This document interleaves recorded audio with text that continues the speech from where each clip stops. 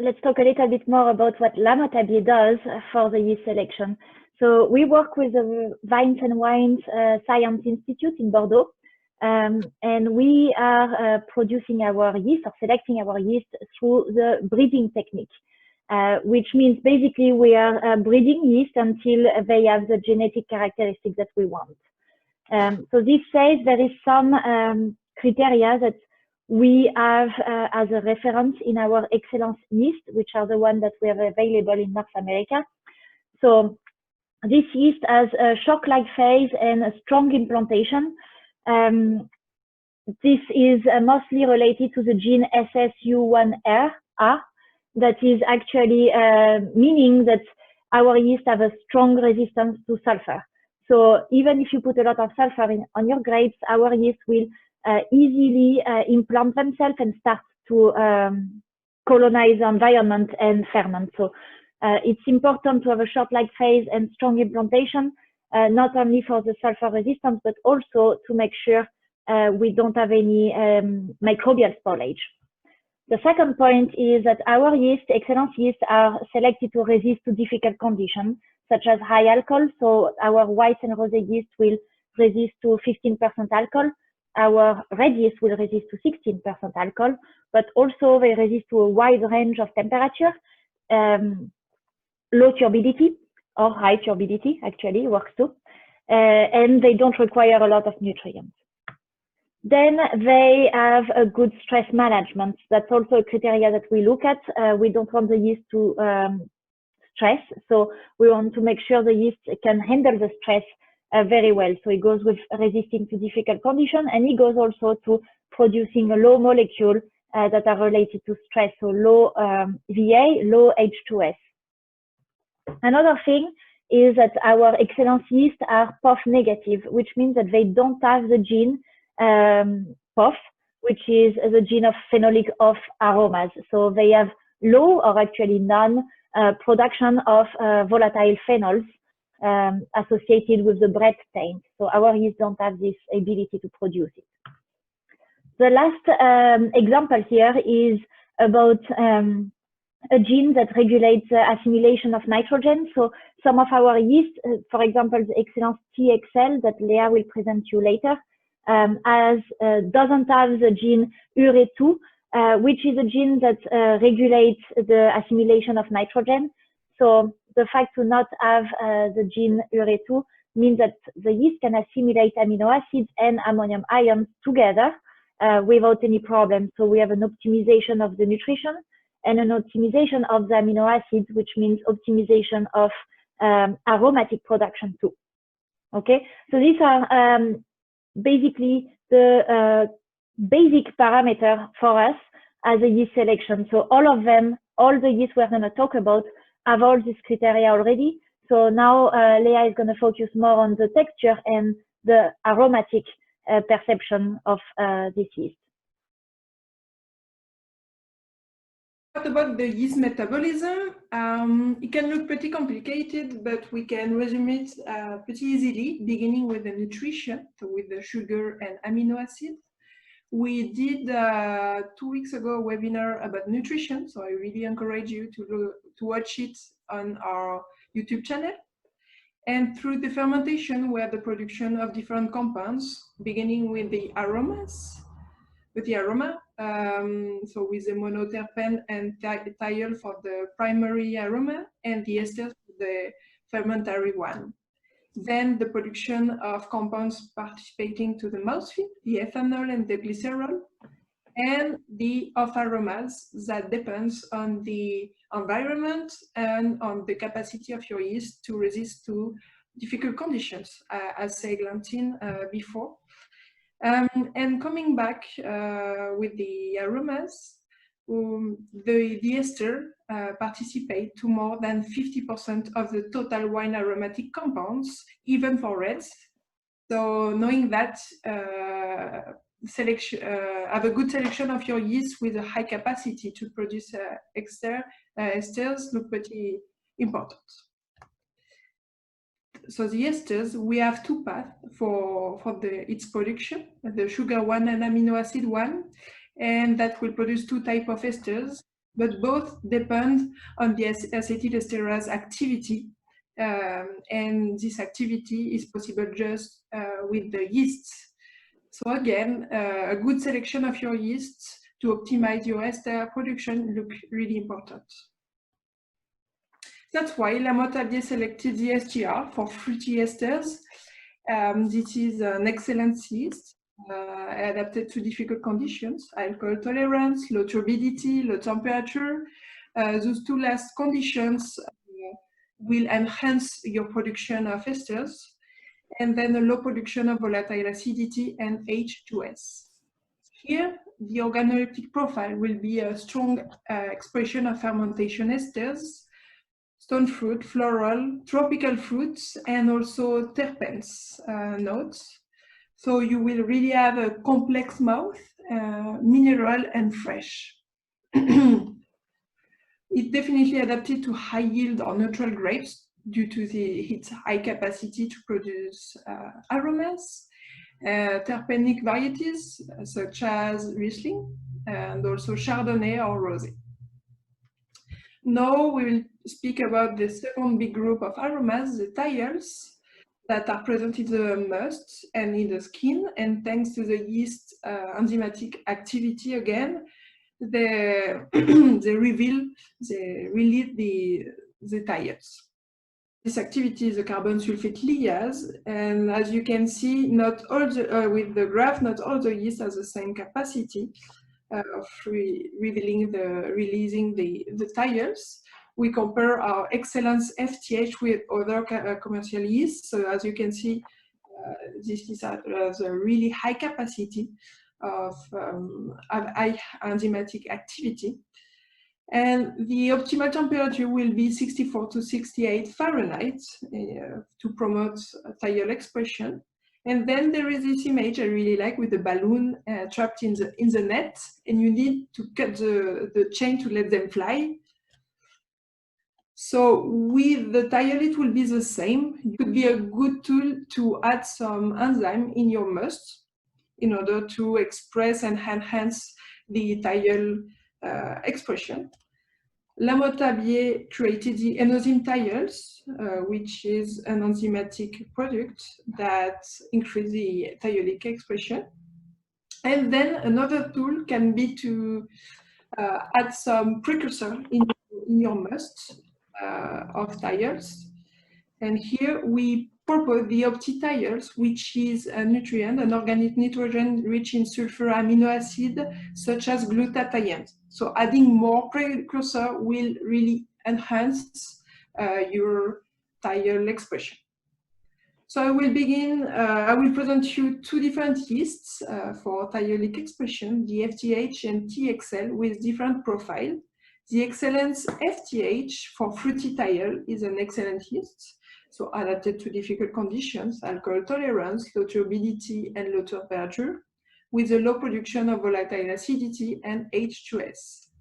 Here, the organoleptic profile will be a really lively mouth, fresh, crispy, with citrus notes. You have a really fresh aromatic profile, and then it's also interesting, a good yeast to increase your mineral perception with some notes of silex and gunpowder. This is definitely a yeast adapted to Sauvignon Blanc, stainless steel fermentation, Chenin Blanc, even Rosé, and generally thiolic varieties. Then the TXL, which is another yeast for thiolic expression, is also an excellent yeast, adapted to difficult conditions, alcohol tolerance, low turbidity, and low temperature, with a low production of volatile acidity and H2S. Here, the organoleptic profile will be really smooth and round due to its the high capacity of the Excellency TXL to autolyze. So you will have a lot of polysaccharide to give you this mouthfeel. And then in terms of aroma, we still have some citrus, but also tropical fruits. So really complex mouth. And this is definitely a yeast adapted for long aging on lees, barrel fermentation, Chardonnay, Chenin Blanc, and again rosés. To resume on those three yeasts, we have two yeasts focusing on the thiol expression, the FTH and TXL, with more or less the same amount of thiols produced, expressed. And then the STR focusing on the ester aromas production and also terpenes. So here with the STR, you will have stone fruit, tropical and mineral palette. And the TXL, a really complex mouth round with citrus and tropical fruit. And finally, the FTH with an intense expression of volatile thiol, citrus, and a really fresh and crispy mouth. We talked previously about the basic criteria of reference for the excellence range of the yeast. So we do have high implantation rate, short lag phase, regular fermentation kinetics. These are important parameters to control to prevent and limit microbial storage.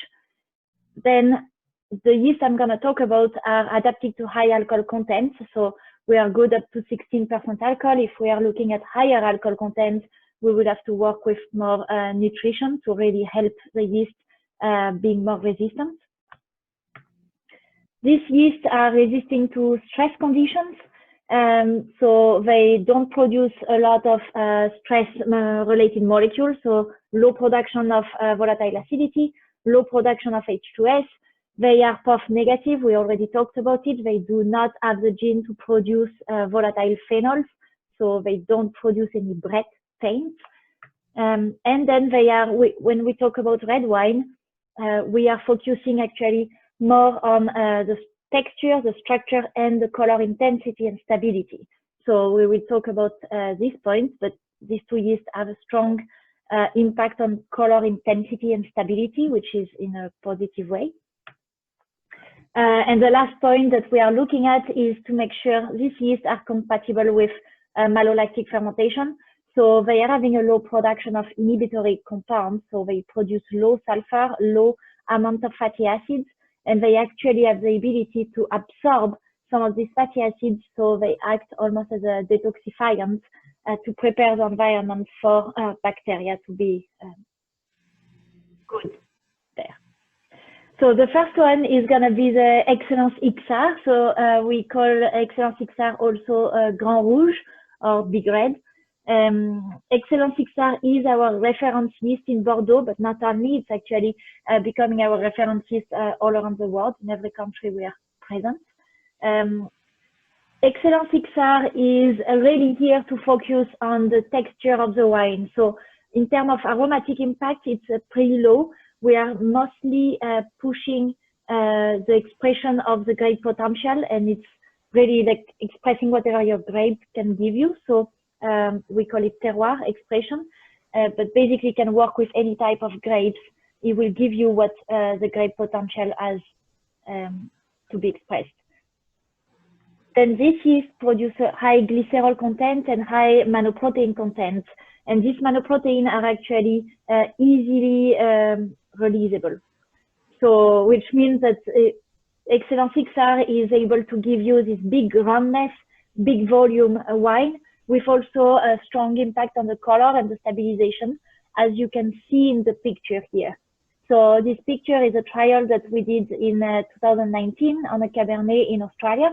You can see the control on the left side of the screen and Excellence XR on the right side of the screen, and you see pretty obviously the difference in color.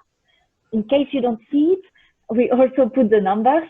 So you can see that basically if we look at the ICM, which is a color intensity index, we are double with the Excellence XR. We are also almost double in terms of phenolic content. So Excellence XR helps to extract phenolic content, compounds, pH, nothing changed. And in terms of free sulfur, we are actually higher on the Excellence XR. And even with higher free sulfur, you can see that the color is not bleached. So we are talking about very stable color. So Excellence XR is really our reference yeast that we recommend for powerful wine with a big structure, big volume, we are talking about a long aging potential here. So it's a yeast that when you use it and you are tasting your wine post-malo, you are usually at the stage that you are very happy with the phenolic structure and the mouthfeel, but you know you have to age it a little bit longer. It's not going to give you a wine that is ready right away, but it's going to give you a big wine with a long aging potential and a terroir expression. On the other spectrum of the yeast for red wine, we are talking about Excellence DS for delicate structure. Excellence DS is a producer of ester. Leah told you about the acetyltransferase activity of the yeast to produce ester. So the Excellence DS has a strong acetyltransferase activity. So it can produce a lot of fruity, spicy, also floral actually, and berry, cherry notes. Here we focus on the texture. So this yeast will give you a very round and smooth structure. There is a lower extraction of tannin. So we are recommending this yeast more for varieties that have rough tannins or tannins that you don't want to extract too much. This yeast will not extract them. In terms of color intensity and stability, you can see on the graph, we are obviously focusing on these two parameters. So the first graph is the color stability, where you can see Excellence DS in blue. You can see we are looking at the delta NTU. The lower the delta NTU, the more stable is the color. So we are actually showing the better stability with Excellence DS. And if we look at the ICM, which is the color intensity index, we are having the highest color. So Excellence DS is really here to give you a smooth and round structure, vibrant color, and stable color, sorry, and not too phenolic, not too tannic wine. So we are talking about young wines, ready to drink early. So compared to the Excellence XR, when you use the Excellence DS and you are tasting the wine post-malo, you feel the wine is ready to drink. You just want to take the sample home and enjoy it with your meal. Then it's going to make you more fresh, smooth, and delicate wine. We recommend it's more a technologic yeast, so perfect for thermovinified wine or for unripe fruits. It can hide and mask the green character and go very slow on the extraction of these rough tannins. And good for overripe fruit if you want to refresh a little bit the nose. Okay, so it's a much more feminine wine that you will obtain with the Excellence DS, as you can see on the picture. So just to summarize, for the red wine, we have 2 years that are really showing different profiles. We are not really focusing on the aromas here. We are more focusing on the texture of the wine. Both of them show very good color, extraction, and stability. Excellence XR is ready for a wine that will be powerful, structured, big volume, focused on the terroir expression and a long aging potential. Excellence DS is going to be more for younger wine that you want to have early release, ready to drink early, with a smooth, delicate structure, and it's much more technology yeast. Then the last point we wanted to present you today is actually about talking about if you go wild. So if you don't want to use commercial yeast, or if you do not use commercial yeast, there is still some points to take care of. Obviously, your wild yeast will need to be fed, so nutrition is important, and for this you can watch our previous webinar. But also, you want to make sure your own yeast will implant herself good and will not be in competition with other non-Saccharomyces and bacteria. For this, you can use sulfur, of course.